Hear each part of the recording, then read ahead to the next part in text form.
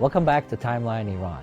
Today, we're being joined by Professor Touraj Daryayee, expert on the ancient history of Iran, discussing the entirety of its remarkable journey from the dawn of civilization to present day. Professor Daryayee will guide us through the earliest Iranian civilizations. We'll delve into the origins of Iranian history, exploring ancient cultures and their contributions to the development of the region. Charting the rise and fall of empires, from the Achaemenid dynasty to the Safavids, we embark on a journey through the rise and fall of powerful empires that shaped the history of Iran and the world. We explore the profound influence of philosophical and religious movements on Iranian culture, society, and intellectual discourse. Contemplating the future trajectory of Iran, Professor Daryayee offers perspectives on the challenges and opportunities facing contemporary Iran, drawing from this knowledge and understanding of Iranian history and culture.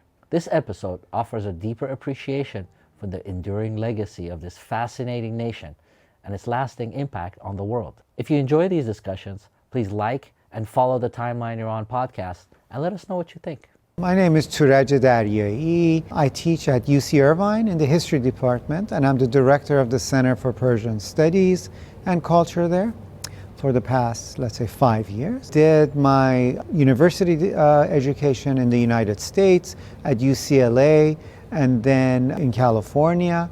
And then before that, of course, I went to high school in Iran. I studied for a bit in Greece for a couple of years. And before that, actually, I was again in the US in the 1970s, in the mid-70s. I teach Iranian history mainly and some Iranian languages and religions. I try to teach the entire history of Iran as a survey in 3 quarters to have a better perspective of this civilization. What's the importance of the study of Iran, especially right now? Well, I think we all know Iran is in the news compared to other countries, of course, for reasons that we may not like, but it is an important country. It's an important actor in the region, in the Middle East, for Asia. It is a nation, however we think about, of course, modern nation states, as Iran is one, it has had a long history, at least under the name of Iran, regardless if we consider that a nation state or not. So there's a civilization there that's been there for a while. It has an identity, and it's reacting to the political realities of the 21st century, as well as, of course, the 20th century. And it has lots of natural resources. It's quite rich in its wealth of natural gas and oil. So it is important. Who are the Iranians? I mean, who are the ancient Iranians? Iranians, I tend to think of who an Iranian is a combination of all the people who have lived on this place that we call the Iranian plateau. So you might say what we call autochthonous, that is native Bumi, inhabitants who created these early civilizations, these cities all over the Iranian plateau. And they, of course, were in contact with their neighbors, people from Mesopotamia, from Central Asia, the Caucasus, and the Persian Gulf. There were immigration. Iran, as this midway in Asia, has been a place where people have immigrated and migrated through. They have mixed. Then we have these Iranian-speaking Indo-Europeans, you might say, who come, who give their languages to and really subsume much of the native population of Iran. So Persian, Median, the Kurds, the Baluchs, all of these are another strata. So it's like a layered cake, if you want to imagine. And then you have the coming of Islam, you have Arabs, and then you have Turkic speakers, you have Mongols, you have Russians, you have so many layers. And this culture, the reason, I think it's still alive is it subsumes and sort of takes this as a sponge. It changes a bit. Of course, nothing remains the same as a culture, but it's living and it's still quite vibrant. As historians, we make these arbitrary divisions, which of course has some scientific knowledge behind it. For Iran, like any other place, the Old Stone Age, the Paleolithic finishes around 7000 BC, where we begin to see some form of farming, organized farming and domestication of animals. For example, on the Iranian plateau, The best location is Tepe Yahya, where we find these first changes of settled civilization there. And of course, beside that, we begin to find really interesting and newly discovered civilizations, such as that of Jiroft in Konar Sandal, close to Kerman, where, along with Elam, an important native, I would say Iranian plateau civilization, begin the process of writing, state building, and all sorts of things that actually coincides with the Mesopotamian world. So we have all of this for this early development of settled cities, civilizations, what we call, and production of goods. Trade between India and Mesopotamia and Iran is really in that middle place that is in contact with everybody. Who were the first to unify into kind of civilized societies and bringing these villages and towns together? Who were the first that you would say that kind of brought this plateau under one unit? Well, I think the first real start begins with the Elamites. It's Elam in southwestern Iran that begins to have the first dynastic, you might say, civilization on the Iranian plateau, where you have a king, where you have cities, you have organizations, counting, writing, archives. It's in Elam. And the two important cities are the cities of lowland Susa, which is really an ancient city in its site, and the highland of Anshan, Talamalian. And this is the core of this Elamite civilization that is going to be really the beginning, the germ that really forms much of what we later think of civilization on the Iranian plateau. Why do we have so little information about them? Well, I think we do have good information. The problem is, of course, was that Elamite has three important phases: Old Elamite, Middle Elamite period, and the Neo-Elamite period. And they're actually writing what we call Proto-Elamite. And these are basically counting of commodities. So we have all of this. The idea was how to decipher these. And more recently now, just in this past year, we've got information on how to decipher, for example, 14 Elamite inscriptions, which we had no idea what they are. And it just opens up an entire period. 14 may be very little, but indeed it's still great. And so we are beginning to read the archives. More archaeological work is needed. We're getting a sense of this immensity of this civilization. That's exciting. I didn't know about that. Really exciting, along with its neighbor in Konar Sandal in Jiroft, with excavation in the past decade.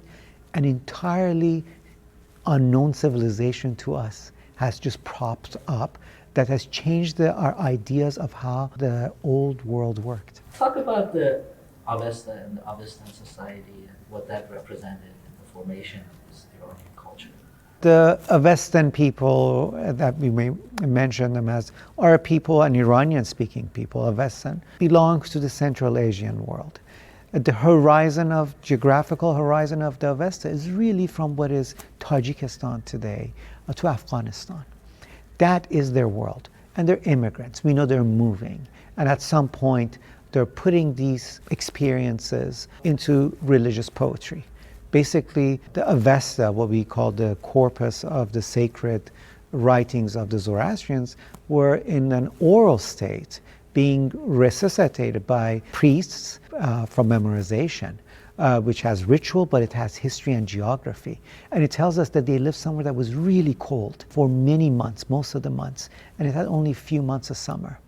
And even that was difficult, according to the Videvdad, an important section of the Avesta. So we get a sense that it was really cold, and these people are probably moving to much warmer and better pastures in terms of the Avestan world.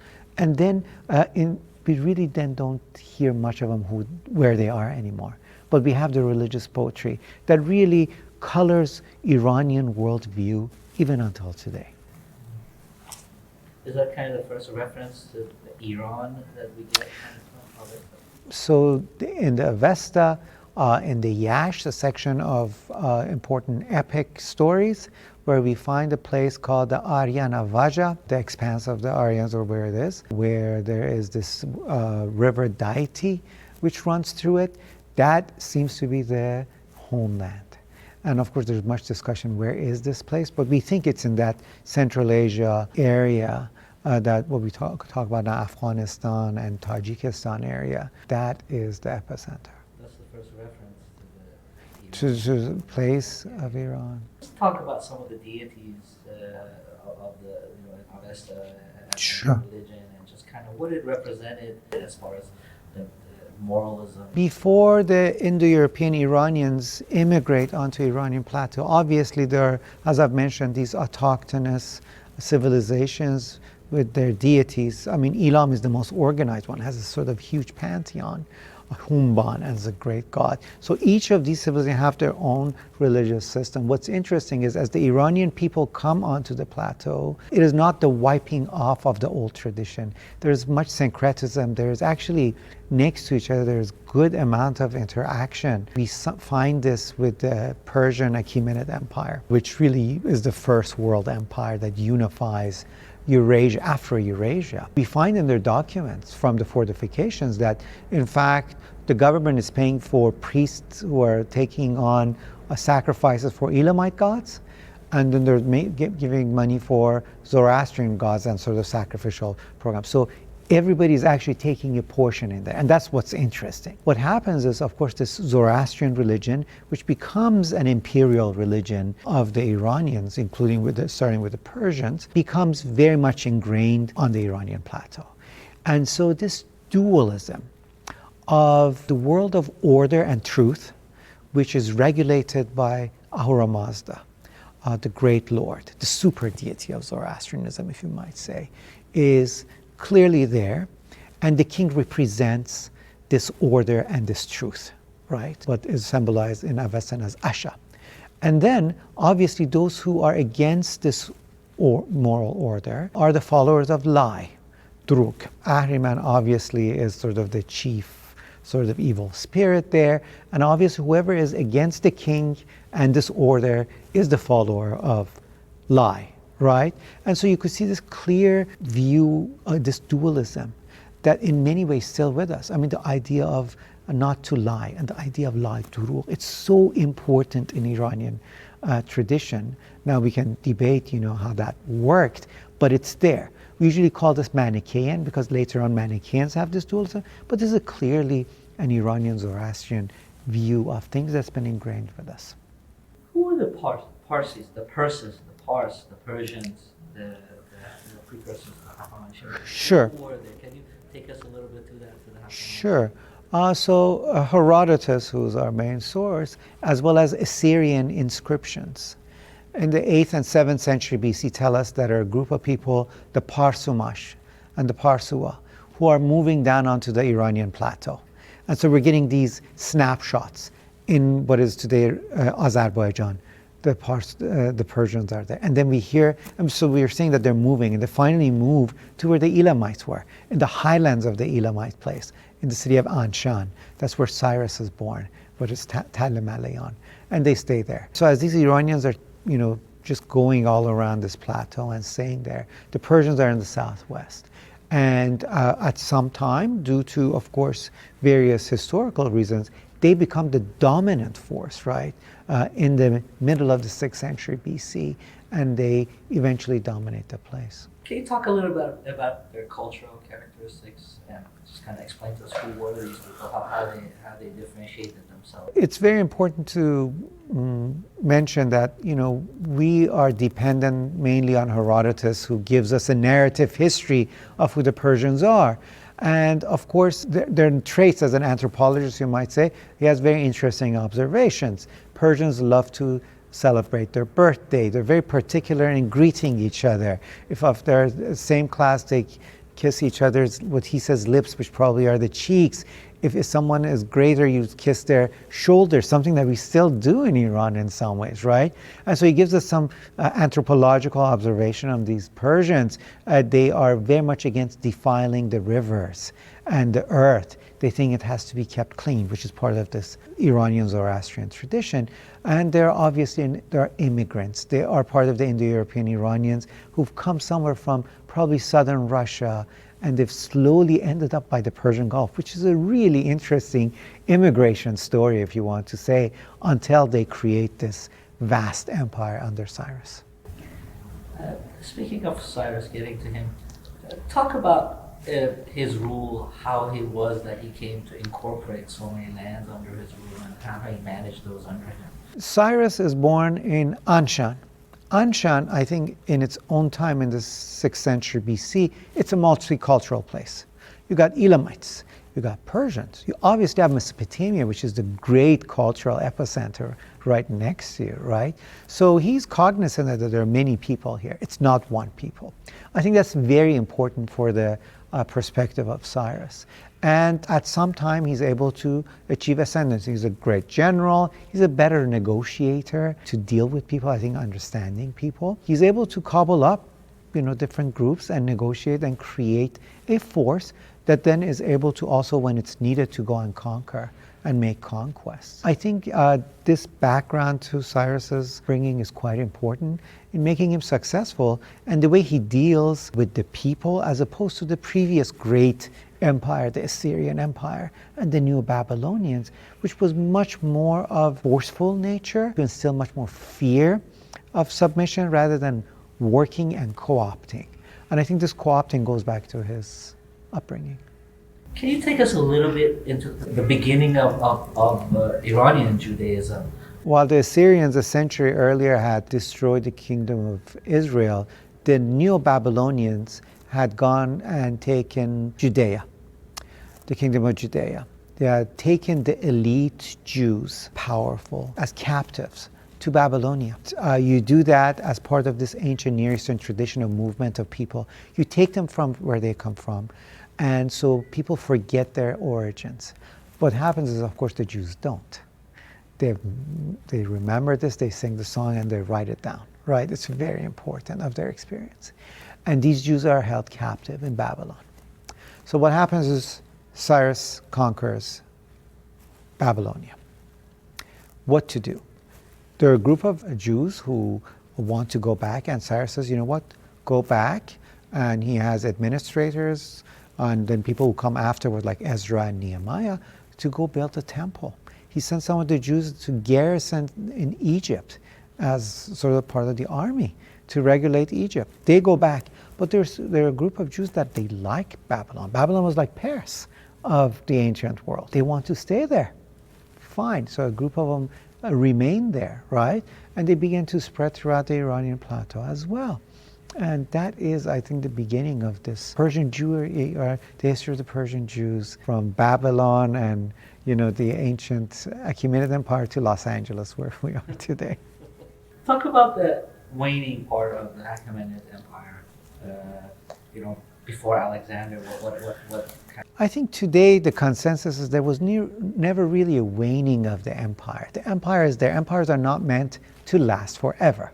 That is just the nature of empires. There is a beginning, you might say there's a decline, and it's there, and then there are reasons that other forces come and take it, or actually it falls apart. For the Achaemenid Empire, it was holding together.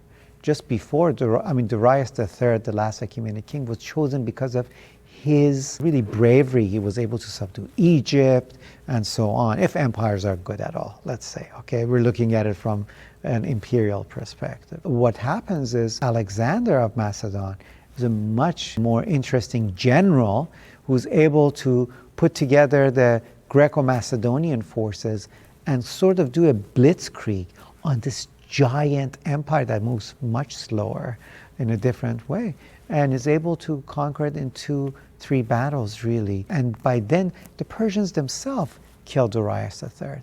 It is an act of regicide that really depletes all resistance for the last Achaemenid king. Getting back to how Iranians kind of perceive how our glory should exemplify that, how other people perceive us when we talk about it. Talk about the psychology of that. Generally, empires, those who are in the center of the empire, are reaping the benefits. And of course, if you're in the age of nationalism, that's great. Now we have the American empire, right? We are in the middle of it. We benefit from it, right?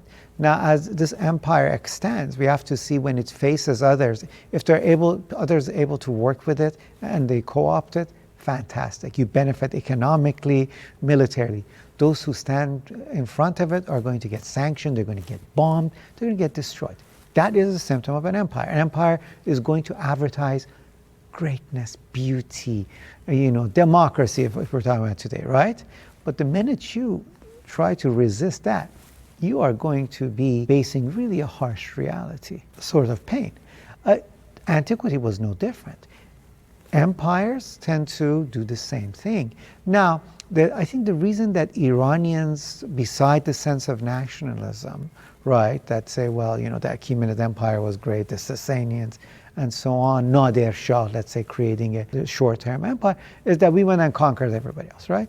I would, of course, always tell my students, think of Nadir Shah who has gone to India.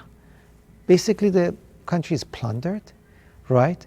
Its gold and all its wealth is taken from India. If you go to Agra, you see in Persian, it's so beautiful. It says, Agar Firdos bar ruye zamin ast, hamin ast o hamin ast o hamin ast. If there is a paradise on earth, it's here, it's here, it's here.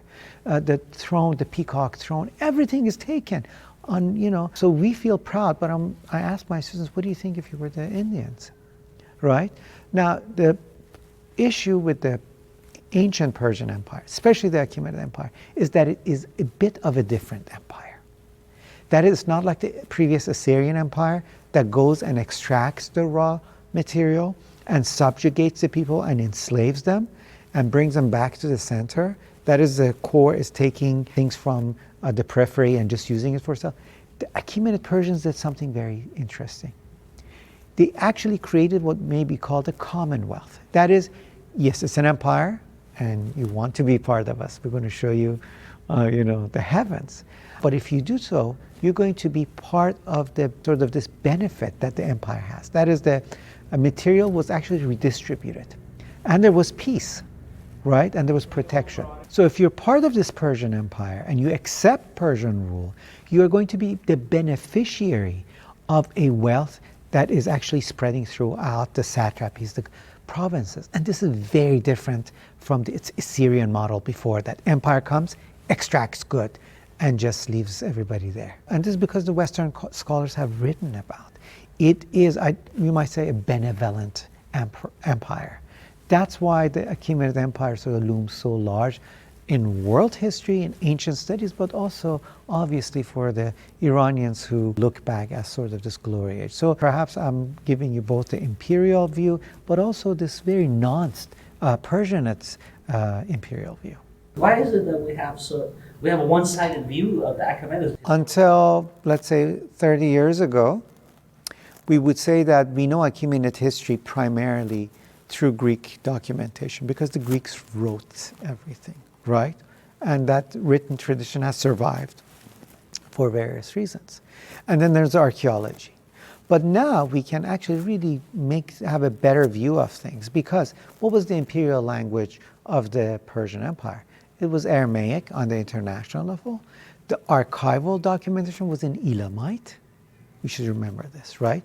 So we have about 30,000 Elamite tablets, which were sitting in the University of Chicago. They were all being photographed in 3D, documented, deciphered as we're speaking, right? It's giving us a different view of this empire internally, how it works, how the social relations work.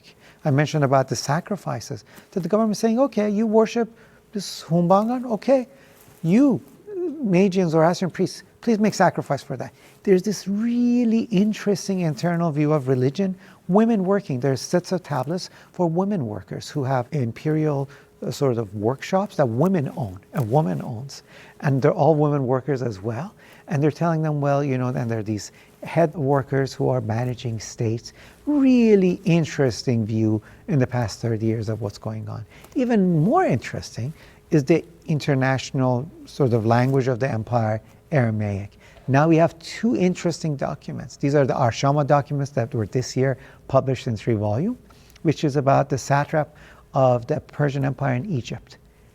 Just amazing documentation. And then in Afghanistan, there's this great find called the Afghan Genizana. It's Judo-Persian texts from the earliest classical Persian tradition, 8th century AD, and then these Aramaic documents from the Achaemenid period, how the Persians were managing these different places. So we now completely can get an internal view of what was going on, while the Greeks, of course, make these observations like Herodotus, but also are concerned about the Greco-Persian wars, right? And it's more international relations. So we could now divide these things, right, and have a much better perspective. Alexander, we always hear about him, the burning Persepolis and the fit of anger.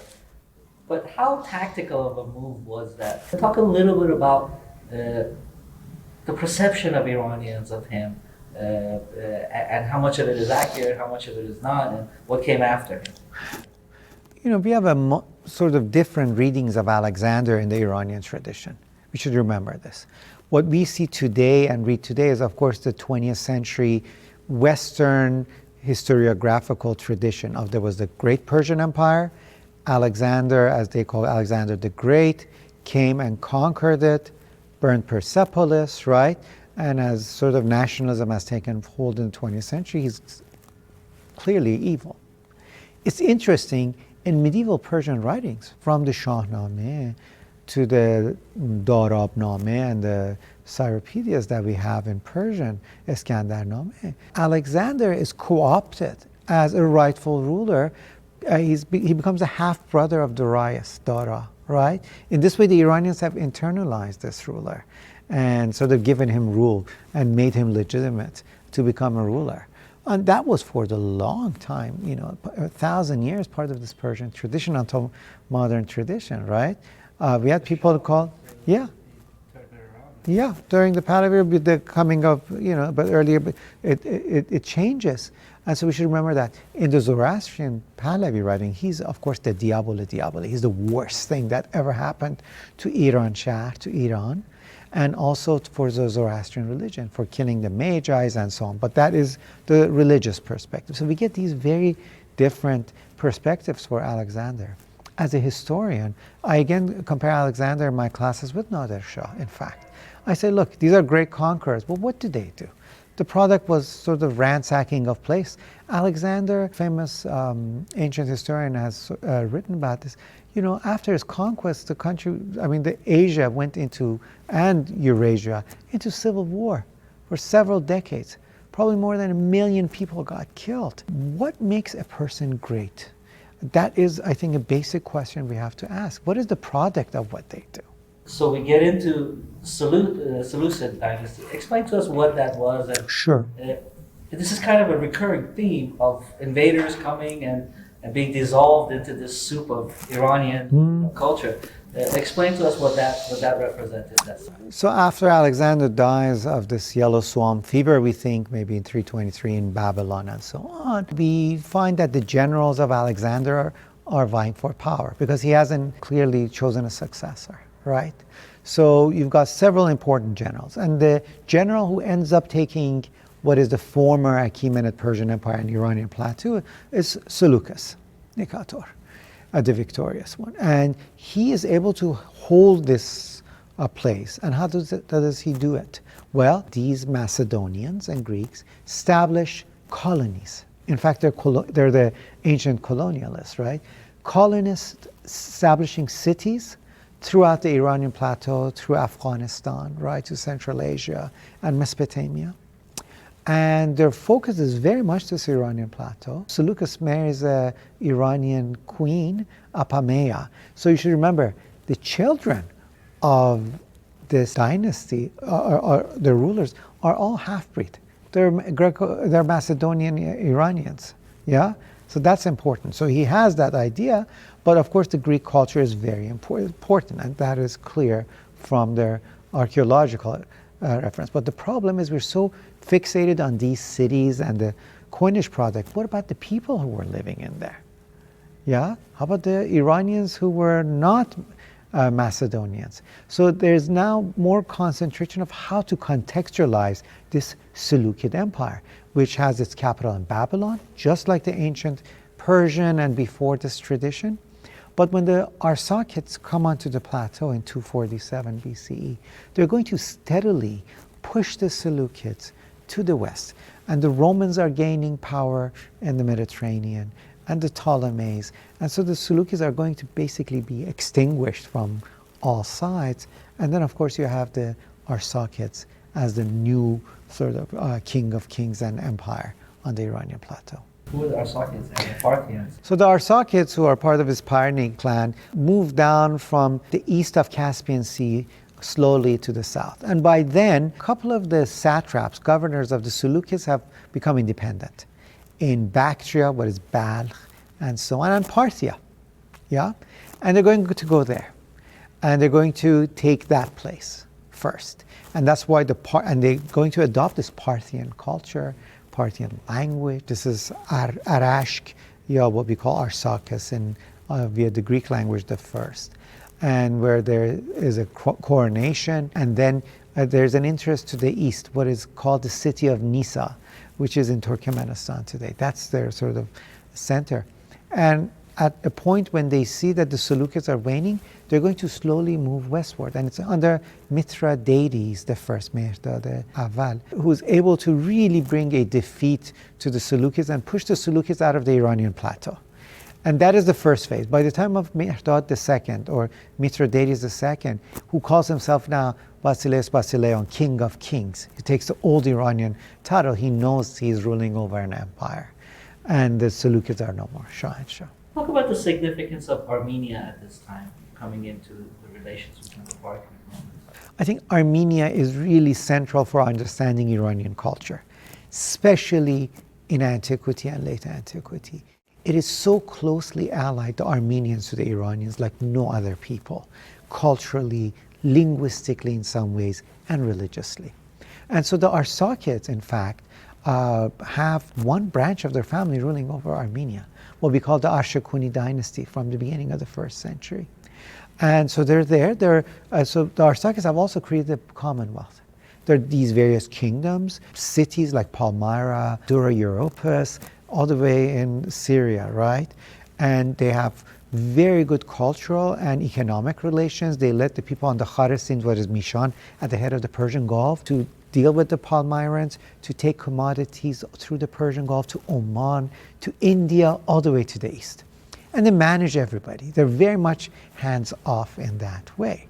And so the ruling and the Arsacids in Armenia, the Arshakunis, are one of these branches who are Zoroastrian, who have adopted much of the vocabulary of the Parthians. So I think there's statistics of about 70% of administrative religious terminology of Armenian is Parthian language. So it's very close to the Iranian world, and they worship Armazd, Ahura Mazda, Anahit, Anahita, and Mir, Mithra, and so on. This is pre-Christian Armenia, right? This is pre-314 official Armenian adoption of Christianity by King Tirdat. Under the Parthians, there was some attempt to connect to the Achaemenids. How accurate are those connections of that continuity of that line?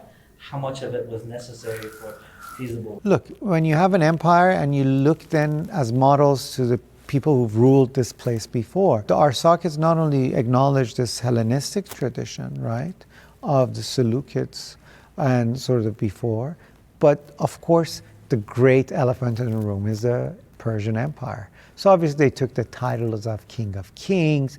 They tried to model as much as they remember than they could of this Achaemenid past, as people did all the way to Asia Minor, right? In Komagene, what is Turkey today, they claim to be descendants of Achaemenid kings as well. This is part of the prestige. You want to have a good lineage, a pedigree, goes a long way in people's perception. As far as the genealogy of genetics of actually being the descendants, of course there was mixture at that time, it's hard to say. But how accurate are these transitions? I think people are the same. You just get more people coming and sort of they just change the gene pool just a little bit more. And, steadily you get this through Iranian plateaus. So that's what I would only be able to say.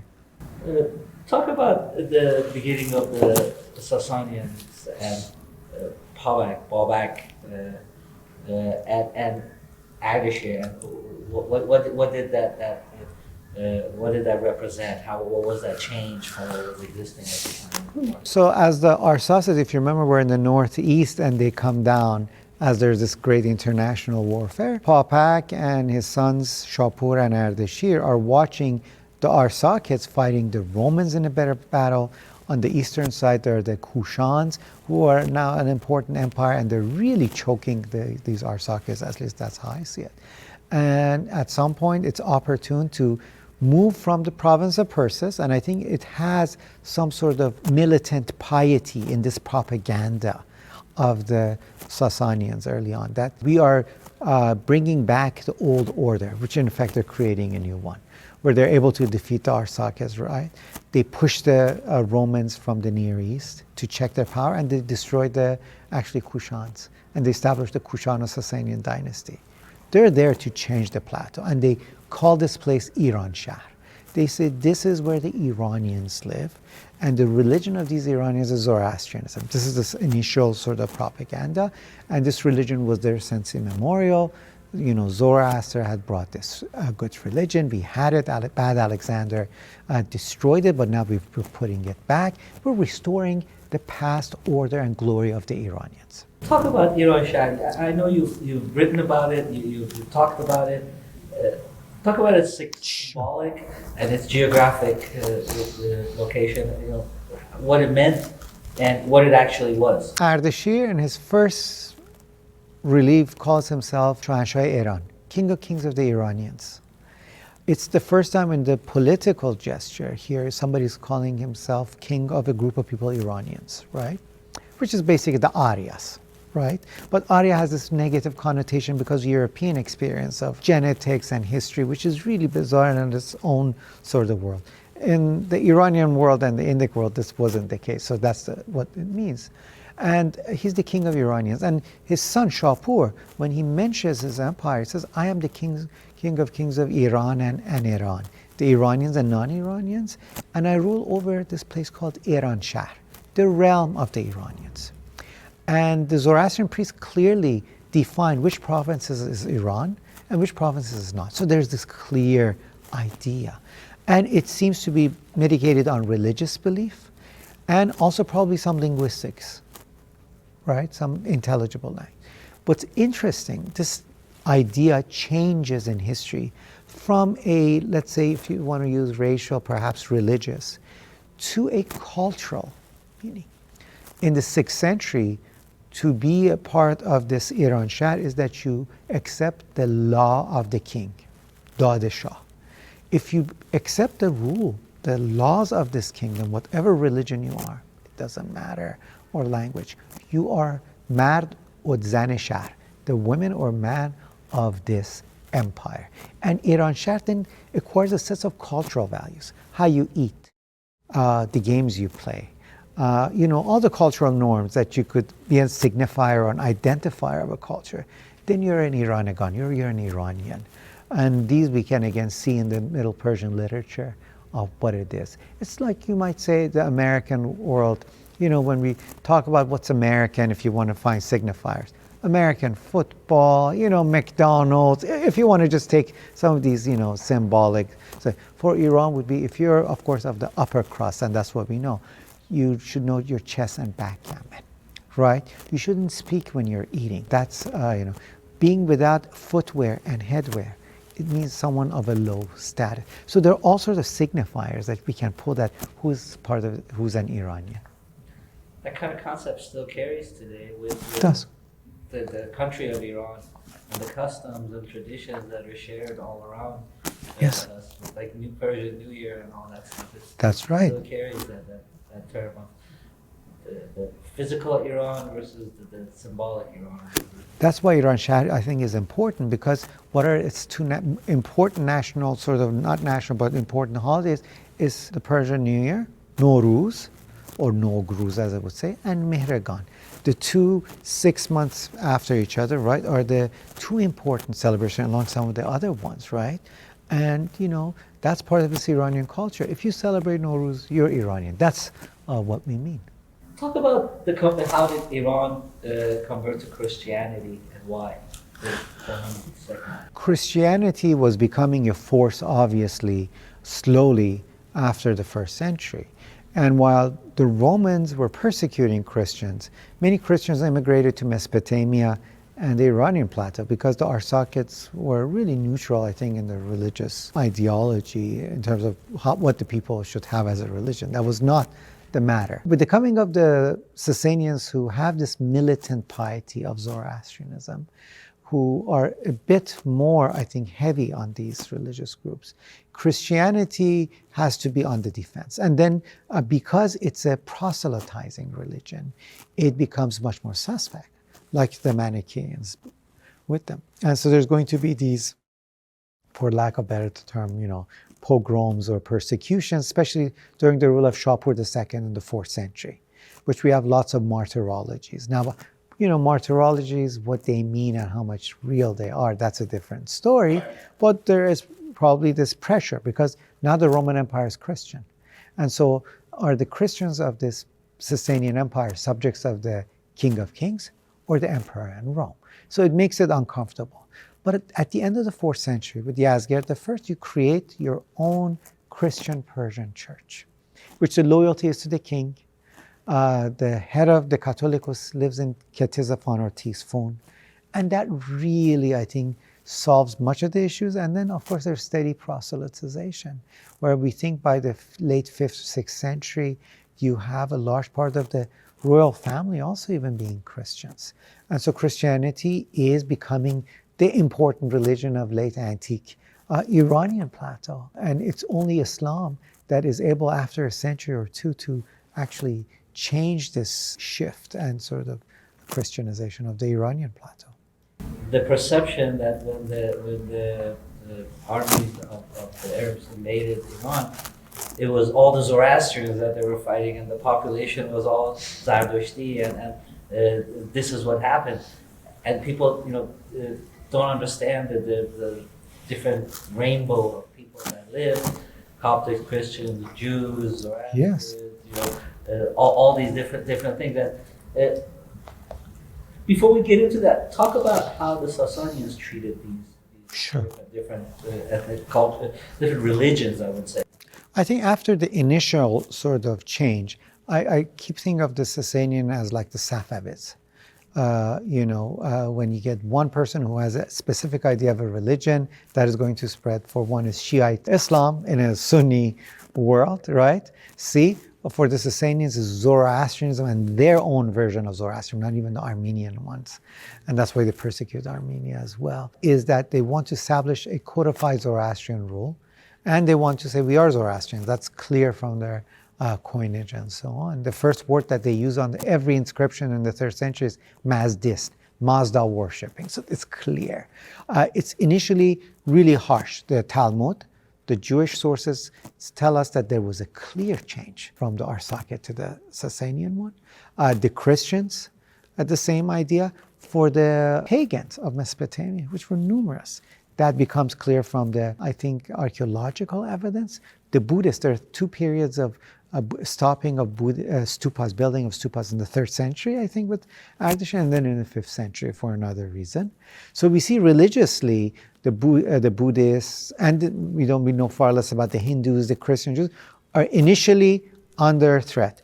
But by the 4th, 5th century, what you have these communities who are living everywhere. You have the Resh Galut, the leader of the Jews, in Babylonia at least, who's answerable to the King of Kings. You have the Catholicos, who, the head of the Christians, is really regulating Christian affairs. And he's responsible to the king. So it's become much more organized and an ordered society where it is recognized that there are these religious communities, and they're there. This is really interesting because in Rome, in the Eastern Roman Empire, after the 4th century, Christianity is the only recognized religion. Legally, if you're a Jew, you don't have any actually legal rights. You don't have a standing. In Iran, if you have king's law, the dot, you're part of this empire. So it's a very interesting contrast. Who was Mazdak? And what were his reforms about? I've seen you talk about it. I've read what you've said about it, and explain to us both sides of who he was.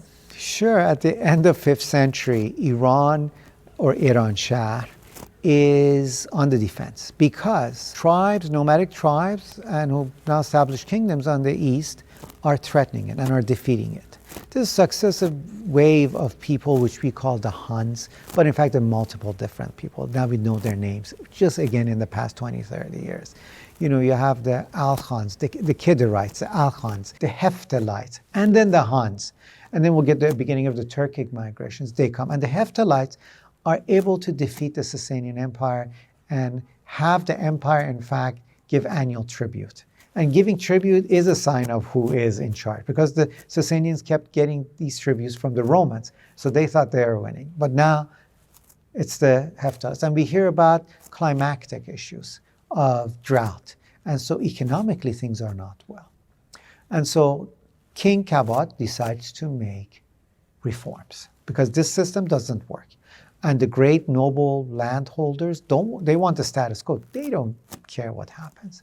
So there seems to be this priest, and all of our sources are secondary about him, who decides to have a certain view of the Zoroastrian law where it accommodates the king to make reforms structurally.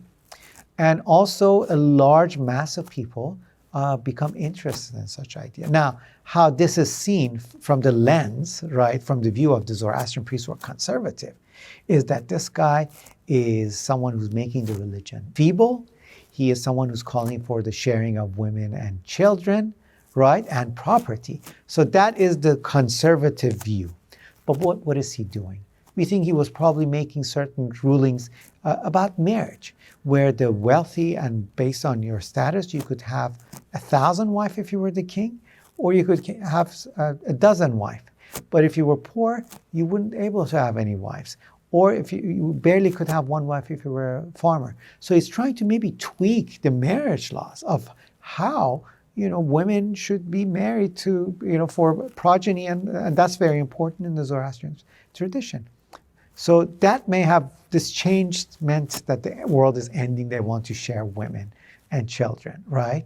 And that, I think, the issue with Mazdak. But through Mazdak, the Sasanian kings are able to break the back of the great noble houses, distribute land to the smaller nobility, the Azadan, or what we call the Dehqans, people like Ferdowsi's sort of down the line people, and make really a centralized empire with really coinage was having mint marks, administration, everything in a very much interesting setup that allows it to survive.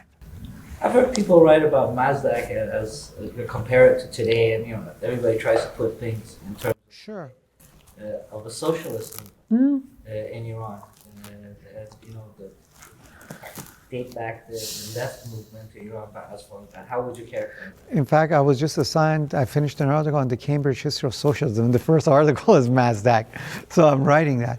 But I think, from having this hindsight lens, obviously has ideas that promote some sort of much more cooperation. In that way it becomes socialist. And obviously the texts are telling us that we're sharing women, and which is an accusation in general in antiquity of certain Gnostic groups and other who share wives, but the property as well. So the distribution of property seems to be, socialist. But he's just trying to amend Zoroastrian law to make things better. But from our 21st century lens, he looks like an early socialist or communist. It's just a tweak, and then he's killed. Yeah, killed, and next king comes and goes back, and all those reforms are kind of... No, he's used for making structural reforms. Once the reforms of the government is done, the son of the next king just kills him. Because he's done. The social reform, yes, of course.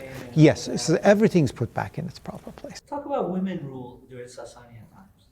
So, there are a couple of important women in Iranian history all the way from the Achaemenid period, including Atusa and others. Roxanne, who was a Sogdian queen.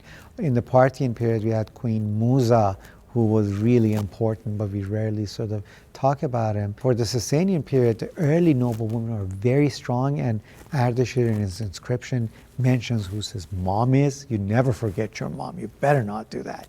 Your wife and the ladies of the court. They're very much respected, which is very interesting. And then in the late Sasanian period, because of the fratricides, what is left of the great Khosrow, the second Khosrow Parvi's children, are the two daughters, Malike Purandokht and Azarmikdokht. And they, in effect, are agreed upon to be rulers. And they actually try to bring stability and some order to this rather chaotic sort of civil war atmosphere that has taken place in Iran. We're getting to the last days of the Sassanians. Explain the weakness, that the cracks in the dynasty and the infighting that happened with Iran. I think the cracks begin with ideological idea that only someone from the family of Sassan has the glory, the Khwarne or Far, that should be ruling over Iran Shahr. You begin to see a militarization of the empire. These generals who were subservient to the king began to think that they, in fact, can be rulers. And we find this obviously with the death of Khosrow II, who's killed because of a coup in 628. And it's the court and a general by the name of Shahbaraz who changes the map and the fate of the Near East and the Sasanian Empire. By then, when Queen Buran comes and Azarmidokh, all these generals throughout the Iranian plateau are claiming to be rulers, and some of them mint coins. And they've got their generals. This is what we call barracks emperors in Roman history, where in the 3rd century where there was chaos in Rome, it was because each army would raise their own general as the new emperor. They would rule maybe for 3 days and they would get killed. So that type of chaos and what we may call militarization of the empire, and also some people have called it, this military is in fact has a different characterization, a barbarization of the army, what the Romans call because of the Germanic people. It's a little bit, I think, strange to use that for the Iranian world, but we know in the 6th century, the Sasanian army begins to enlist nomadic and people on the hills and other people, Gilanis and others, into the army. That army has really its allegiance to the Spahbet, Arteshdar, the general, and not the king anymore. And so the army has changed as well, and interests are being changed. There's different interest. It seems to be a different time already. It's being ushered. That cycle of empire, you see. Yeah, it's changing. It's Without getting into the actual Arab invasion and the battles and this, talk us through this kind of attrition of years of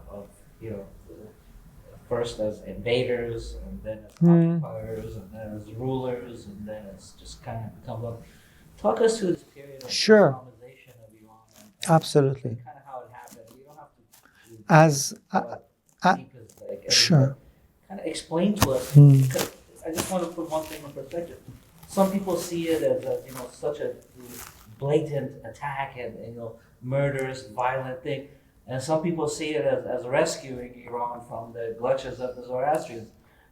In historic, actual terms, what happens? As a historian, you should park your emotions at the door and try to look at the process. This is very difficult. I mean, I got into history because that is the singular most important historical matter for any Iranian, whether reading lots of books or just some books, it's what happened. This is the key to the Iranian identity. Identity, which I'd like to park it at the door and give you a historian's perspective. Again, as the Arsakids were in the northeast and they were able to come and forge out their empire, as the Sasanians in the southwest were able to look at this international scene and come in, the Arabs were able to do that on the Arabian plateau, to unify their forces and actually take over 2 empires, the Romans and the Sasanians. Initially, there's war and battle. There's, captivity and initial destruction. Cannot be denied. But what happens is, you should remember, Iran, the Iranian plateau, Iran Shahr, was a place of many cities, hundreds of villages or even more.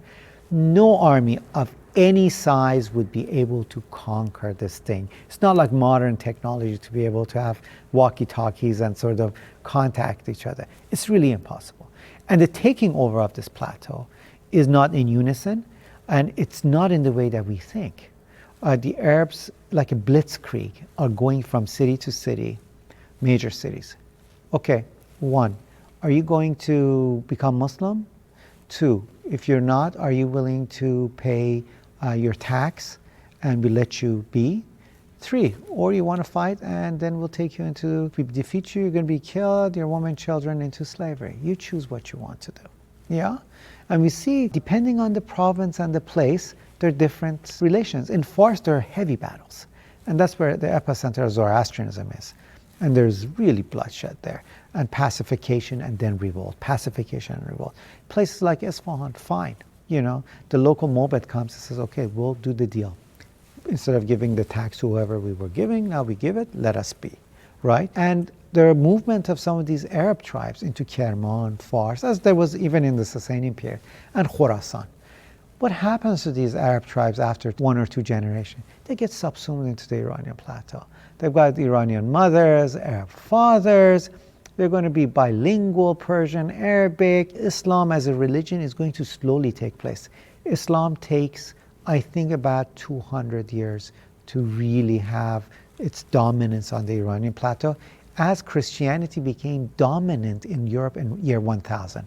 For me, the year 1000 is the year that Europe is Christian, Iran is Muslim. And we can see this based on several reasons, which I'm not going to go here, but we could see that things have changed. If you look at archaeological reference of how many mosques are there before 1000 in Iran, the story of the immigration of the Zoroastrians to India, which is about the same time. There are all sorts of signs that tells us at the end of, the 9th century and beginning 10th century, things are changing. People are gravitating. Names are changing. There's been a study of registry of names. We see that the names are Iranian and Zoroastrian, and then by the time of Abbasids, which is a really big shift in the 8th century in treating Muslims in a different way as the Umayyads did as an Arab empire. This one as a Muslim empire. It co-opts and brings others into it. And in about a century, by the end of the 9th century and 10th century, it's Muslim. Talk about the Abbasids, what that, you brought the Vale. what that represents for Iran and the future of Islam in Iran. Sure. I think Abbasids, of course, are representing what they preach to be this sort of universal Muslim empire. It still has Arab as its sort of dominant group, but you remember some of these, they have Persian mothers. Harun al-Rashid had a Persian wife as one of his, and so his son who wins, Ma'mun is half Persian, right? Harun was raised in Ray. I mean, he passed through Ray. So these are not people that are complete foreign. They exactly know what's going on, right? They're cognizant of this Iranian world. And so you see that in the Abbasid world. The Abbasids try to be universal. They have this place at Dar al-Hikmah, sort of house of wisdom. They want to translate everything into what is the dominant language of the time. That is Arabic, as English is today the dominant language, right? All the Middle Persian texts, any Sanskrit text they could find, any Syriac, any Greek, any Latin text, they're all translated into Arabic, right? So you've got this sort of really amazing scientific, but culturally, they have translation of how did the Sasanian kings eat? Did they eat behind curtains? We're going to do that. They translated all of these manuals. They are also cognizant of the heritage of their empire. So they emulate the past empires. The city that they built as their capital, Baghdad, God-given in Persian, right? Very close to Ctesiphon, just several miles to the north of it, which probably was a hunting ground of the Sasanians. So they're very much, using that Iranian tradition in this new Muslim empire. You talked about the Abbasids. Just before we go to the Mongols, explain to us who the Buyids were. Sure. This Abbasid empire, because of a civil war between 1813 and 1830s, 33, between the two brothers, a war that took place in the Abbasids between two princes, really the central government of the Abbasids began to become weaker. And the further, of course, you went, you had these local rulers and emirs who began to have their own kingdoms. They still minted coin in the name of the Abbasids. The khutbah, the Friday sermon, was given in the name of the Abbasids, but that was symbolic. Gradually, these edges of the empire became independent. At one time, the Buyid family, who were ruling, and there were brothers ruling several areas, got together, and they actually became so powerful that they actually took the caliph in some sort of, you might say, captivity. He was still in Baghdad, but really under the protection of the Buyids. And what makes the Buyids different is, of course, their Shiite. Their rule in the 9th, 10th century, it's called, or the 10th, 11th century, it's called the Shiite century in some ways. And they are obviously quite powerful on the Iranian plateau, but they're still patrons of Islam, Arabic literature, as well as some Persian, but they're there and they're Shiite in the middle of all of these Sunni dynasties, which is fascinating. There's a lot of drama to Babak Khorrami. But there's also, the historical truth of who he was and the allegory and everybody claiming him. Please explain to us who he was, where he was located, and what he represented in his battles and kind of his saga, where it was. I think that one day that should make a good movie. So in the Abbasid period, there were lots of actually revolutionaries who wanted to actually topple the Abbasid regime and also bring about new religious ideas. Many of these people came from Khorasan. But one that was quite revolutionary but also quite rough was Babak Khorramdin. So this is a sect that connects itself to the Mazdakites that we've talked about, right? Claims heritage to Mazdak, and their religion is religion of happiness, as they call it, right? Khorramdins. And in fact, they began to bring trouble, serious trouble, to the Abbasids. And when they are being defeated, they actually join the Byzantines, and they come as a guise of an army to fight the Abbasids. And then they eventually, some of them go actually marry onto the Byzantine family and sort of one, which is quite interesting. And what happened is in Iranian historiography, whoever was fighting against the caliphate became an Iranian national hero. So that's how in 20th century Iran, that was Babak was portrayed. But then also when the Caucasus, what during Stalin became a Republic of Azerbaijan, there also for very interesting reason, this Persian fellow, because he was from the province of Azerbaijan, became an Azeri figure, which is again, it's interesting in its construction. Getting to the Mongol invasion, it's a very critical time for Iran as far as what's left. There's nothing left of Iran, but at the same time, it's also a flourishing time under the Mongol. Talk about that original violence and the aftermath. A lot of people talk about the Mongol invasion as if it was a scorched earth policy. It was, but how well did that earth rekindle itself? Sure. So in the 13th century, you have these independent kingdoms, some Turkic, some Iranian, but very much part of this Persianate culture. And the Mongols, who are trying to make diplomatic and commercial relations with the Middle East, are going to be dealt a blow by the Khwarezmshahs. And so Genghis Khan or Genghis Khan decides to make an example. And of course now we have a sort of series of Mongol invasions, which in the main army, they're actually Turco-Mongols, who come, and to make an example, they devastate Central Asia and Khorasan. We have that based on tax documentations of how many villages were left afterwards. And so we see the amount of kharaj, the money that is collected, significantly drops because people are either wiped out, villages are destroyed, and there's no cultivation. Everybody's running away. And then that becomes a terror tactic where the other cities begin to actually be subdued and open their gates. Obviously, places like Baghdad are going to later on receive a much more heavy blow, right, with Hulagu and others. But what happens is now the Mongols are going to be the new rulers of Iran, as the Turkic tribes were before that, as the Arabs were before that, as the Greeks were before that, the Greco-Macedonian. So we've had this layer sort of vision of things where they become Muslim very soon. They adopt Persian as the vehicle of sort of literary vehicle for their ideas. And of course, obviously, in terms of art, you get this fabulous sort of new artistic tradition. And then in terms of writing history as a historian, really some of the most important historical writings, world history, local histories, are done during the Mongol period. And so we have a regeneration after this initial destruction of a place that for several centuries, it's really fascinating, and it's artistically just one of the high points. Talk about the Ilkhanids and the Ghazan Khan and the Persianization of this empire. Sure, I think, one generation or two generations after the initial Mongol conquest, all the way to the Ilkhans, what you're seeing is what we call this Persianate world coming together in its sort of literary and artistic way, in a way that we haven't seen for a very long time, actually, in history. And the Mongols are the patrons of this. And in a sense, they're part of this, and they're promoters of this really interesting Persianate and beautiful Persianate culture.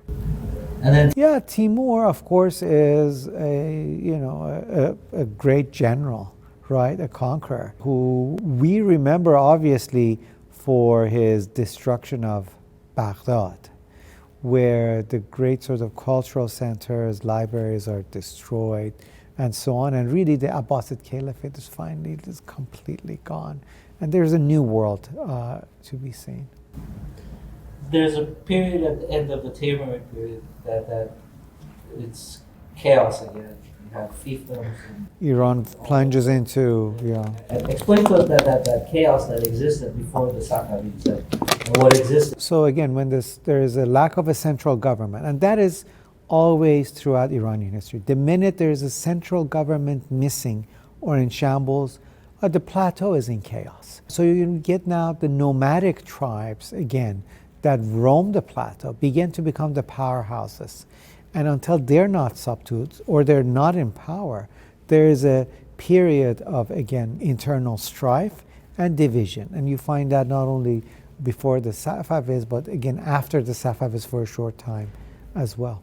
In this fight of rulers or pretend rulers, what stars aligned for the Safavids that they were able to come out of this victorious and be able to coalesce, kind of rule throughout Iran and build that empire? I think the early Safavid movement has to do a lot with charisma, also religious power. The same thing that I think happened with the Sasanian Empire. Someone who has a Sufi background, who is able to attract some of the Turkmen, these Qizilbashes who are roaming around in his sort of religious persona, is able to bring a force together and is able then to use that force to really defeat anyone who's against them and create what we call again Iran, an Iran empire from this religious charisma that Sheikh Safi has. And then Shah Ismail himself, who seemed almost like divine-like for his soldiers, and the Qizilbash. But this is the same thing happening in the Ottoman period on the other side, right, for the Ottomans. So you got these Qizilbashes who either pick sides based on religious allegiances or how these two sides deal with them.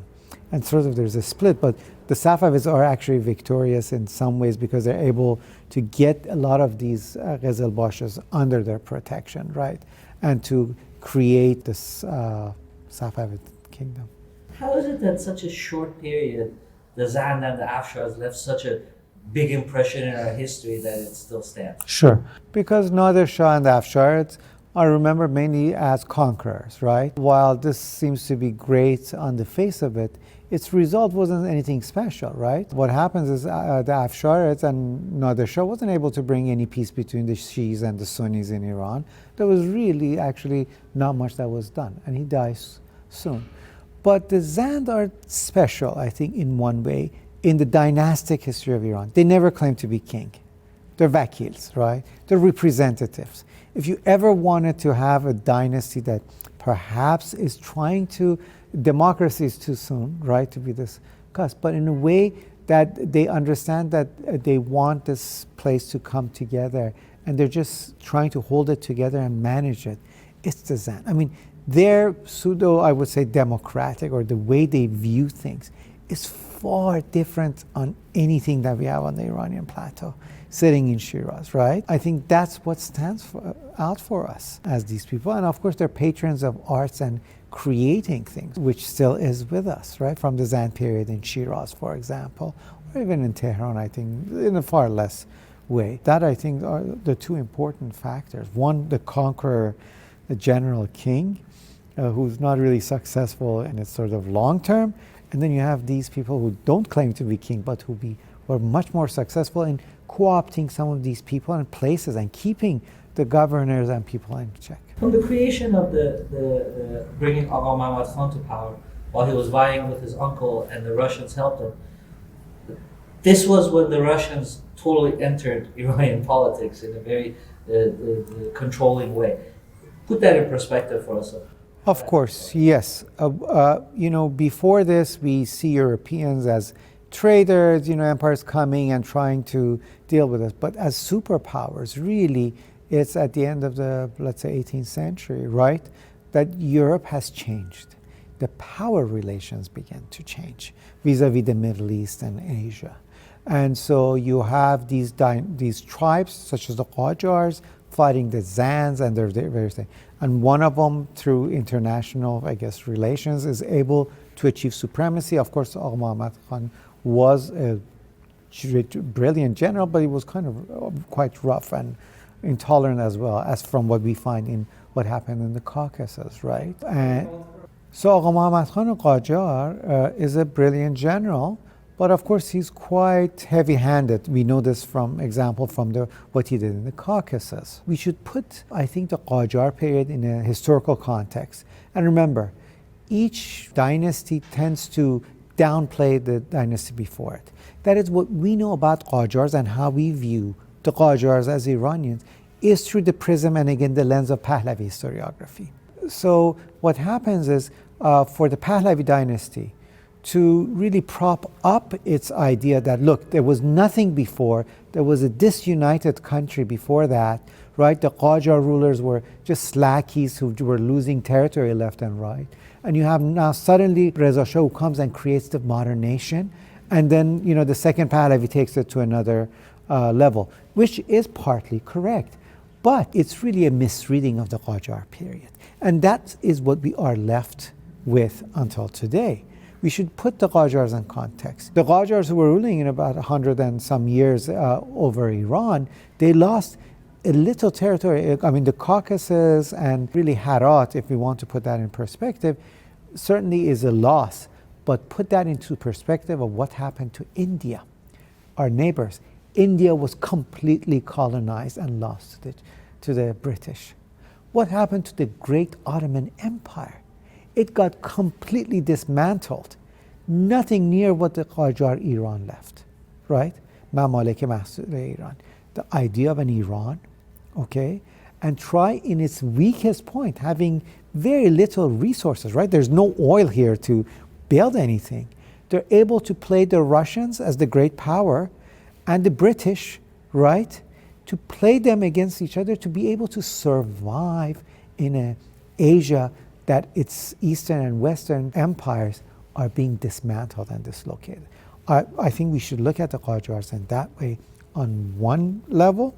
And secondly, I think the Qajars in a way were the last dynasty that tried to mediate modernity that was coming and its Iranian traditional sort of vision of things. In dress, in art, what we see, and now it's being done more and more, we're seeing this, it's brilliant.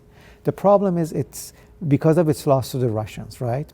In the early 1811, 1822, and so on, we tend to think of these people as sort of lackeys who lose everything. But remember, what happened, the Russians had defeated the French, who were the superpower, just a decade before that. We're not talking about a Russian sort of, second world power. It is a superpower. It is true that Caucasus was lost, but much of it was saved on the Iranian plateau. Another interesting point of history is how Iranians perceive Napoleon. And I haven't heard anybody say anything negative about him in the Persians. We always hold him in great light, but what he did with Iran was kind of betray the trust of the king and make a back-end deal with the Russians. Can you explain that to us? Sure. So Iran is cognizant after being defeated by the Russians, they need Nizam Jadid, new technology, cannons. Who's going to give it to them against the Russians? It's the French, who are the farthest away in terms of their ambitions and designs in the Middle East or anywhere else. Napoleon conquered Egypt, right? 1798 to 1801. He's interested in North Africa as conquest. It's the British and the Russians who are interested in Iran. And so the Iranians make gestures to the Napoleon and attempt to meet the French to get their technology. And obviously you should remember, while maybe Napoleon didn't fulfill his end of the bargain, but the amount of French science and technology that eventually entered Iran, based on the students that in the Qajar period went to France and the French educators that came to Iran, that really transformed, and our modernity came via the French and the Russians. That was our sort of understanding of the West or the modern world, which had its impact in the 19th all the way to the early 20th century. My grandfather, still his second language was French. I mean, English and then England and America is really a 20th century post-World War II, I think, impact of culture on Iran. Think about the modernization of Iran and the changes that happened during his period with Amir Kabir. The longest reigning king, 50 years in 19th century, the man who began the modernization of Iran, Nasiruddin Shah. I think he's responsible for much of what we usually tend to think with the Pahlavis, which is already starting with under the Qajars. Oh, city of lights? Look at what Paris looks like. Let's have lights. Oh, you have Gare, you have Qatar, trains. We should have that. You know, all of these trappings of sort of European Western life and changes, Darul Funun to modern education system, all of these things are during the reign of Nasiruddin Shah. I think in the first half of his reign, or sort of the first 35, 40 years, he is in a constant battle against the Russians and the British influence and trying to modernize and change Iran. He has clearly realized, he has traveled and he understands it, and he's writing it in his memoirs, right? So this is the first real, I think, modernizer of Iran, who we owe much to, but again, through the prism of a wrong historiographical look, you know, someone who's interested in the harem, who has, you know, he's a dandy, that's all we hear, which is completely wrong. At the end of his, I think, reign, he's completely exhausted and given up. And, you know, Amir Kabir, as Professor Amanat has mentioned, in Iran, we've always have had the ruler and the vizier playing off each other. And this relationship, this symbiosis, really has been part of Iranian tradition. Amir Kabir did much of this sort of change. But I think Amir Kabir also wasn't reading the terrain of this, the courtly life, and which was interesting because he was not from a noble house. So he's coming from a sort of a lower strata, right? I think his father is a chef, right, as a cook. So he's coming, and now he's stuck as a reformer, modernizer. You know, why should all these princes be paid these salaries? You know, we need to have a inner system of governance. He's doing everything, but he's doing it on his own and completely misreading the power of the mother of the king, the princes, and the others who are in the waiting. And he gets sacrificed because of his own misreading, I think, of the political powers that are there. But of course, he's a great reformer. I think what changes in Iran in terms of the relations between the vizier and the king is probably during the Pahlavi reign with Hoveyda and sort of the Shah, where at that time, the prime minister, who is also quite educated and amazing, becomes an instrument of the king rather than to play off each other in that way. We move away. There's another break in the traditional Iranian rulership. Talk about how it resurfaces in the constitutional movement and the demands of the people. So one of the important issues in the Qajar period is this absolutism of the king. More importantly, there is the absence of law in terms of protection of the people, right? The government or the king could have taken everybody's property at any moment. There was no protection. And I think the initial stages is that people want to have some say and some protection. The king, the idea of absolutist monarchy is being challenged in some way. And I think this great constitutional revolution, where it brings people from every strata, Nunvat, the bread maker, you know, to the upper sort of noble classes, together to create an assembly to check the power of the king in some ways, right? And it can, but also establishes rules and regulations. And that's what was lacking in Iran. And I think Professor Omar Katuzian have talked about this, the lack of law and protection is what people want. And it's been going on for 100 and some odd years. The king, of course, in the Qajar period is much more power, and there should be a parliament that manages the affair of this country. There should be some responsibilities of the different governmental, forget it, let's not talk about it. Let me just put it in that way. What part of it was it that this whole thing happened because of the Russians and the British, and the British originally supported this? So one reason that Iranians are somewhat paranoid of conspiracies of foreign meddling is because of this relative weakness of the Qajars, where the Russians and the British, of course, were quite powerful and in their own interests, obviously. And sometimes their influence actually coincided with Iranian influence. We should remember this. And that, I think, allowed some movement and changes, right? And at other times usually didn't. I think the constitutional revolution was really the work of the Iranian people, where at sometimes the British may have seen some good in that. And of course, then the king would look at the Russians as the counterbalance to try to dislocate that power that was coming from the Russians. So I think these two sides were played and they made their way, but I think the constitutional revolution is really the first time after a long time that people from various parts of the country, for the benefit of this place they call Iran, from Tabriz, from Sistan, from Khorasan, they come together. I mean, it's a great idea that they think they're a people. The idea of a millat, a people has come about, it's come to fruition for whatever reason that is. And they want to have this constitution. Who was Reza Khan, the Ghazal, the Cossack, and why don't Iranians want to admit that the British brought him? Obviously, we have very deep trenches in our ideology among modern Iranians, like any other society, especially of a place that there have been multiple coups and revolutions in a century. I mean, you should imagine, we've had the 1921 coup, we've had the 1953 coup, we've had the constitutional revolution of 1905, 1906, we've had the Iranian revolution 1978, 79. Why is Iran so revolutionary? What is going on in terms of coup? And people support one dynasty or way of thinking. So everybody takes their own view. I mean, it is clear. The 1953, whatever we say, international relations, it's a coup. It's in a list of coups of year. But for the monarchies of the Pahlavi, no, the Shah had the right. So it's this type of discussion that really muddies the water of reality. I mean, let's look at what's happened, and then you can take your position, which is fine. It was justified to have a coup, but to undo the historical sort of meaning of these things, it's bizarre. Reza Shah in 1921,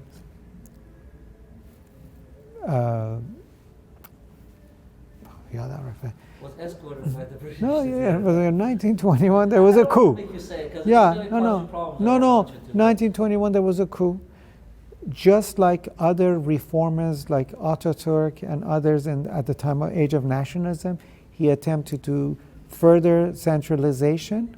He attempted to organize this country further, more into what we call a modern nation state, although I think with the Qajars this had happened, right? The oil money trickling very little helped some.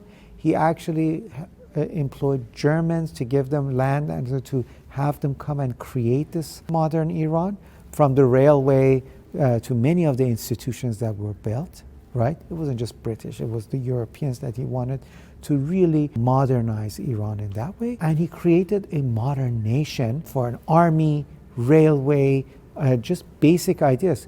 At the same time, there are things that should be discussed. Freedom of the press went away. The people who were responsible for this modern Iran, right, for law, for legal sort of sphere, for international relations like Temurtash, Davar, and these people were first employed, they created, and there were Qajars obviously, they created the modern, and then they were gotten rid of, right? And there were dictatorial tendency, he was a king. But we should keep that in mind. I think one person can't be all good or all bad. They're just decisions that they've made in their own time, and let's see what happens, what is the product of it. Was Reza Shah's rule good, if we can say, for this Iranian world? In some ways, yes. Yeah, it created national identity. Did it destroy local languages of some people or sort of oppressed Persian?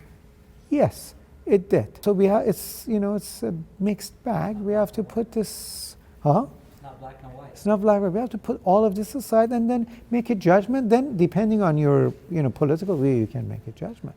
One of the things I rarely discuss is the 1931 oil agreement that he signed. Why isn't there more discussion of it?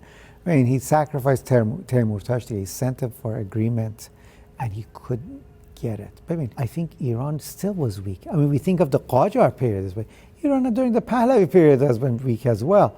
This is the symptom, I think, what you see partly of this knee-jerk reaction during the Islamic Republic to the foreign powers is part of this 2-century psyche of feeling of being really helpless against the powers outside, including, I think, the oil agreements that were really pressed onto Iran. I'm sure Reza Shah didn't want this agreement either. No one did. But what do you do when you have no power? Or you have some power, you have power over your people. And that's what he had to do. And I think after this agreement, he became bitter and bitter and bitter, right? And paranoid and bitter, and some of these close people like Touraj are sacrificed and so on, right? Are really actually used as scapegoats in some ways, right? But the reality is that it's the reality of 19th, 20th century Iran that it's a weak country and it's got European powers looking onto it. Several times the Pahlavis have spent decades of our national income and wealth on militaries that were just poof, they went away. Yeah, it's our money. That's our money. That's our money. I mean, but when you have a government that is less accountable, see, that's, I think, this 100-some year really pain of the Iranians since the constitutional revolution. This is a country that belongs to its people, and there should be accountability. And that's, I think, many people still look for that accountability. And unfortunately, it's been 116 years, there has been no accountability that was desired by the people. Hence, I think the Shah of Iran, again, the Mohammad Reza Shah Pahlavi, he was a nationalist. I think he loved Iran. I think he wanted to build Iran in a rapid pace. He was trying to educate and use the money and do building projects. The main issue is, and I think this comes out of his interviews as well, that he sees himself as kind of a father of a country, as opposed to a monarch who, according to constitutional revolution, should have ceremonial powers and do things. But it appeared like a child who loves the country so much, and he wants to just rapidly do everything as if his time is short. He sees it, I guess, at some time, right? And he's got all this money now because of the oil prices going up in the 70s. He has the knowledge, the manpower. People have become educated. He's got the money, and he has the know-how. He wants to make this great society, this civilization, and be done with it. But in a real historical sense, people and governments don't work like that in the 20th century anymore, especially when you have people who have been educated in the West. You have to be accountable, right? I just got this book on The Empress and I by Donna Stein on the building of the Iranian Contemporary Museum, which we all love. I mean, it's one of the greatest collections in the world. So where did the financing come? Was there like the Senate part of this decision making that this much money should be spent? No, these are ad hoc ideas that, yes, let's make it great, but there is no accountability. And this is the problem until today of 2021. There is no accountability, what we call in Persian shafafiyat, or clarity. And the oil and the wealth belongs to the people of Iran. It's not a plaything of a toy of somebody, however good the intention may be. Mosaddegh was elected the same way all the other prime ministers were elected, by the Shah and sworn in by Majlis, approved by Majlis. The Shah had a constitutional right to fire him, and he didn't accept it. How's this any different? How's this a coup? Where the released CIA records show that there was money being paid to Kashani and the Ayatollahs for coming in there and saving this revolution that the army couldn't bail out.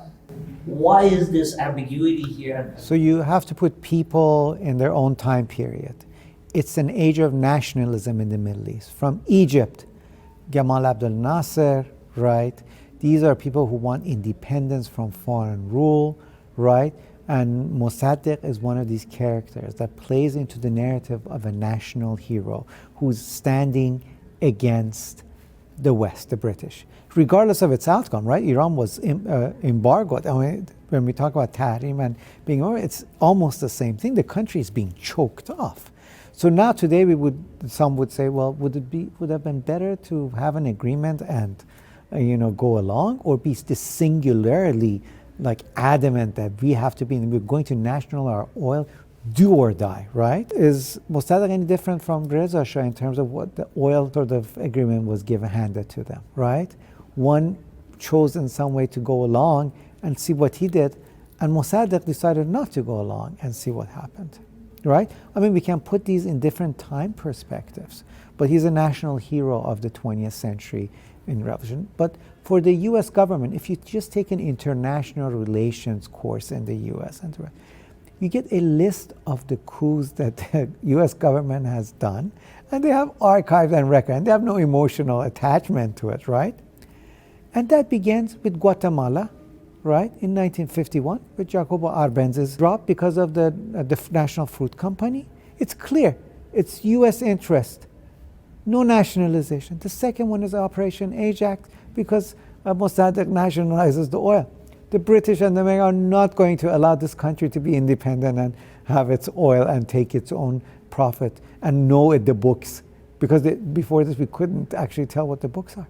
So they had a coup, and they had another coup other places, and the coups continue. So it's not for us to debate, oh, no, that was not, he could have said no, or the Shah had the power. It's a coup because the Americans and the British sort of allowed it, and sort of they facilitated, with Kermit Roosevelt going with a bag of dollars in there. He didn't need to spend most of it, right? The cousin of President Roosevelt. These are all documented. We have now the British documents. It's clear that the foreign powers are trying to meddle it. And the problem is this, that we, again, in our psyche of 2 centuries, feeling hopeless of European powers being able to meddle in our internal politics. And that's why when we have a Islamic Republic, for good or bad, they are so actually, let's say, as I've said, this knee-jerk reaction against any foreign power, as if they're right now, for 200, they've been there and they're still there and they're trying to come and get us. And of course the reaction is sort of over the top, right? And that's what happened. And he said, no, the CIA didn't know. I've talked to a lot of people in the intelligence community that say that. I mean, I have them interviewed saying that. And I asked them, were you guys not around in 1963? Why is there that complete disappearance of Khomeini from the record in the 60s in American records, and then he came back 78? They treated him as if they had no idea what he was representing, where they clearly knew his policies. I think militant Islam was not the number one threat on anyone's radar when you had the great Soviet Union sitting on top of there. It was the threat of the communists that was, I think, that took most of the resources and attention, right? And I think the Shah of Iran actually brilliantly sort of maneuvered here to have good relations with the Soviets, knowing that, the bear is not benevolent, and trying to keep everybody at bay. I think that's what the Shah of Iran tried to do, right? To keep everybody at bay, of course, closer to the West. But Ayatollah Khomeini, now we can sort of see this in hindsight, the revolutionary has written his manifesto, right? The Islamic government, this is what he wants, and he's working towards this. I mean, it can't be more clear that as a successful revolutionary, you write, this is what you want to do, and you do it. Now, as a good politician in the middle, so of course we're going to be democratic. Of course, he's going to make sure that he's successful, and the case is successful, and he's able to clobber together a bunch of different groups. And once he's successful, everybody's sort of thrown out, or they lose out, and you get what he intended to do, as you say, in 1963. Even the Iranians seemed ignorant of what he was doing. No, I think you're talking about some of the more secular, modern, city-dwelling Iranians as opposed to the religious, and perhaps it was much more of a clerical circle, but there were religious groups who were there. But the left and the secularists, they supported him during the referendum without even knowing what the outcome of the Because, reading it. yes. And I want you to, I'm sorry, I didn't mean to interrupt you. I want you to kind of comment about the referendum of Vilayat al-Faqih and how that came about. Sure. So again, the idea is that people during revolution are emotional, right? And they had felt that the Pahlavi monarchy had been so despotic that if they just leave, things will be fine. And this is not how politics work. And this is not history. This is not how history works, right? If you have no clear idea what you're going to have instead of that, this becomes what we're seeing today. That the Pahlavi dynasty must go, and it's going to be fine. And at that time, Khomeini had become so charismatic. I mean, 78, 79, whether we like him or not, he was a charismatic, unbending, sort of mystical man in this sort of Western eyes, and a hero against this great king with his massive army, right? That's what was the projection. At the same time, his minister and people who work with him are working from Bakhtiyar's government. They're negotiating with everybody. I mean, this is sort of bringing down the house internally. I mean, he's a pretty smart guy. Come on. All of that. They're working the army, they're working Bakhtiyar, they're working everybody. And he knows what he wants. He's written it. Nobody bothered to read it. I'm sure there were a few people who, said something that dangerous. Carter was presented with a weak Shah. He was an idealistic man. He didn't make the right choices, but what they portray as Carter brought in. No, I do not. International Relations 101. Governments are self-interested. They are seeing a country going to a revolution, and the other side is winning the revolution. What you do is, you have to think of your own, your own country's benefits, and you make a deal with what is coming to fore, and you let the other go. It's not emotional. So for us Iranians, it's emotional. For international relations, it's about you negotiate with another country to get the best deal, either geopolitical or economically. It is not right or wrong. It's what works for your country's national interest. And obviously at some point, everybody saw that the Shah was in decline in terms of its regime, and they just did not support it anymore. I want to bring up another thing, and then I'm playing the devil's advocate of this Sure. main view of the Iranians. That, I mean, everything is the fault of the foreigners. I mean, considering everything that Conspiracy happens, theory. it's very hard not to assume that. And that's kind of, I think in my opinion, it's relieving personal responsibility. Absolutely.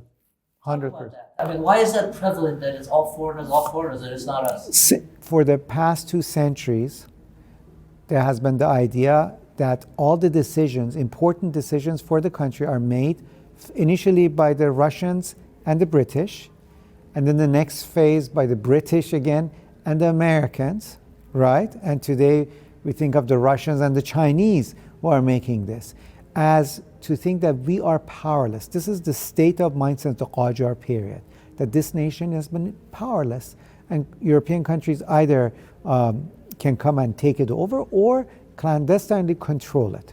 This is the mindset of a conspiracy theory, and in the way that you've mentioned, it vindicates any action that I or any Iranian takes in there. As if in the 1970-79 revolution there weren't like 20 people in the streets. I mean, it is clear, anybody who's been there or have seen images of it, it was a mass popular movement. It is no other way. But again, we tend to dodge our own responsibility on our own actions or inactions. And it's very easy to blame, of course, the foreigners and the Europeans. And that's what's done even today around the world by governments. Let's look at the periods in the last century, in the 20th century, where we've had relative freedom of the press, freedom of politics, of the parties, freedom to gather. Constitutional period, the early 20s, the 43 to 53, Before and the 78. 70, yeah. Explain to us what happens during those periods, and You talked about this relieving responsibility of ourselves. If we were ever to unite, so that, this is theoretical, so that we don't have that problem where we're blaming outsiders, it would require understanding of our history. And you just kind of patiently went through several hours explaining to us all these different peoples of cultures that came to the plateau. How do we get this message across? And do you think there's any possibility for... Yes, I do think that there is a way forward. We will in some time be able to talk to each other. It's too early. We haven't been trained to speak to each other. We don't know the art of negotiation. We haven't had a government that is a representative government to allow us to argue in a fashion, in a setting. This democracy, for example, if anybody is interested in democracy, as I am here living in the West, it takes a lot of effort. It needs involvement. It needs education. It doesn't come from the trees. And that happens when I, who have my own personal political views, with you, who you have yours, people who are monarchists, people who are leftists, are able to come to an arena to talk to each other rather than having violence, to have representatives in an arena to make decision for a country, for its people. Until that happens, you always have missing voices who are angry, who are dejected, who want to destroy the system. But if you have everybody in this system, then everybody has a stake to make this system work. That is a parliamentary democracy that you find in Europe. Again, I'm not going to promote either for a monarchy or not a monarchy, but in this way, everyone, even a monarchist sort of actually faction, can be part of it. Yes, the idea is for us to be able to engage in dialogue rather than just trying to constantly belittle each other and destroy each other's sort of belief system, and try to work together and have a discussion. What spark do you think could bring that about?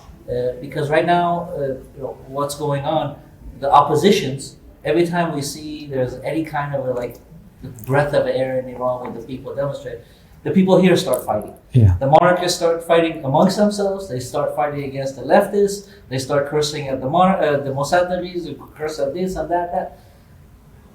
Yes. Where do we begin? We begin with thoughtful ideas that need to be written down. There needs to be a platform for it.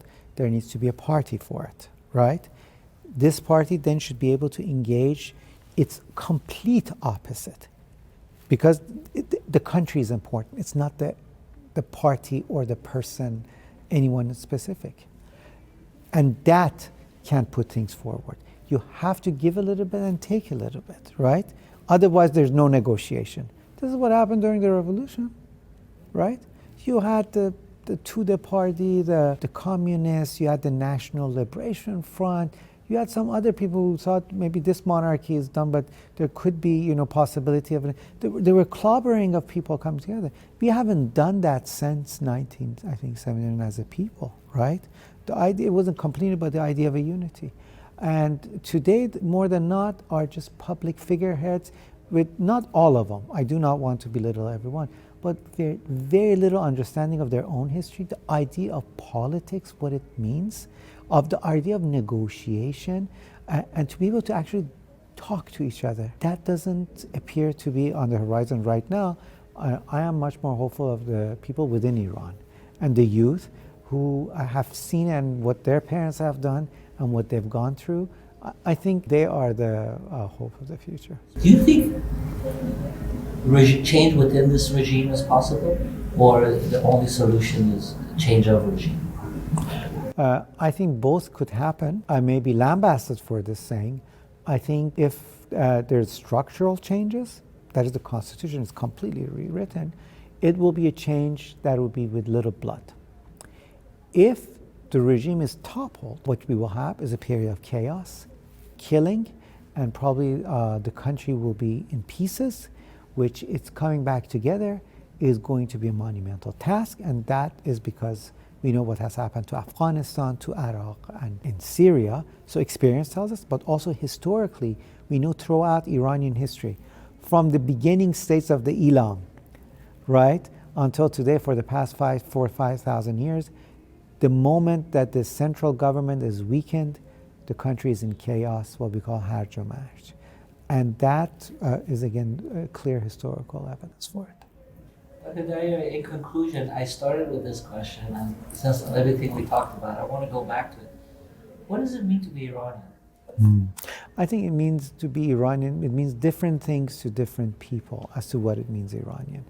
I think you have to look at it through the lens of class, certainly. Yeah, the idea of gender, I think, all sorts of things. But there are certain values and ideas, I think, that could tell us that we're Iranian. Again, as I've mentioned, the first thing that comes to mind is Nowruz, our national holiday. Regardless of any religious affiliation, and you may, of course, celebrate other things, Nowruz brings us together, right? Sizdah Bedar, or things as such. I don't want to press Persian as the only language. I think Iran is a multilingual place, that all languages are actually great. But Persian as a historical literary vehicle for many of these people with different Iranian or non-Iranian languages brings us closer. If you read Hafiz or Ferdowsi, for some people who do, that may be a part of this, or reading Shamlu for that matter. Okay, I think these are cultural values. I think these different sets of ideas and values that makes us Iranian. Thank you very much. Thank you for Thank you. Merci. Thanks a lot. خواهش میکنم. قربان شد.